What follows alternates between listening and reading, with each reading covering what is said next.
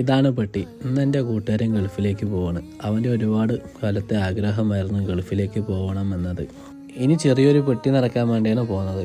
ഇവിടെ ഇരിക്കുന്ന ഉപ്പ് മുതൽ കൽപ്പൂരം വരെ എന്നൊക്കെ പറയില്ല, അതേപോലെ ഈ കാണുന്ന എല്ലാ സാധനവും പെട്ടിക്ക് നിറയ്ക്കാനുള്ളതാണ്.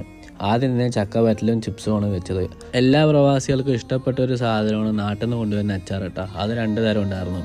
അത് കഴിഞ്ഞ ശേഷം നമ്മൾ വെക്കുന്ന വെളിച്ചെണ്ണ കേട്ടോ. കുളിച്ച് കഴിഞ്ഞിട്ട് തലയിൽ തേക്കാൻ, അതുപോലെ തന്നെ കുളിക്കാൻ സോപ്പും വാങ്ങിയിട്ടുണ്ട്. സോപ്പ് വയ്ക്കാൻ സോപ്പ് പെട്ടിയും, പിന്നെ അലക്കാൻ വേണ്ടി സർഫെക്സിന്റെ സോപ്പ് പൊടിയും വാങ്ങിയിട്ടുണ്ട്. ഇത് കാണുമ്പോൾ നിങ്ങൾ വിചാരിക്കും ഇതൊക്കെ എന്താ അവിടെ പൈസ കൊടുത്താൽ കിട്ടില്ലെന്ന്. ശരിയാണ്, അവിടെ പൈസ കൊടുത്താലും കിട്ടും. പക്ഷെ ഇവിടുത്തെ പൈസത്തേക്കാളും കുറച്ച് ചെറിയ വേരിയേഷൻ ഉണ്ടാവും. ഒരു 2-3 മാസത്തേക്ക് അവിടെ നിന്ന് ഒന്നും വാങ്ങണ്ട, എല്ലാം ഈ പെട്ടി തന്നെയുണ്ട്. ഇനി നമുക്ക് ഈ പെട്ടി അടക്കാൻ വേണ്ടി പോകണ്ട. അങ്ങനെ പെട്ടിയെല്ലാം അടച്ച് തൂക്കിയിട്ട് എത്ര കിലോനായി നോക്കണം. അങ്ങനെ പെട്ടി വെച്ച് നമ്മൾ തൂക്കം നോക്കാൻ വേണ്ടി പോകണ്ട. 30 കിലോ കൊണ്ടുപോയെങ്കിൽ 20 കിലോനേ ആയിട്ടുള്ളൂ. കൂട്ടുകാരൻ ഇവിടെ പേരെല്ലാം എഴുതിക്കൊണ്ടിരിക്കുക. കൊച്ചി ടോ ദുബായ് എന്ന് പറഞ്ഞാൽ അങ്ങനെ പേരെല്ലാം എഴുതി കഴിഞ്ഞു. അങ്ങനെ ട്രോളി ബാഗ് റാപ്പെല്ലാം അടിച്ചിട്ട് സെറ്റാക്കി വെച്ചിട്ടാ.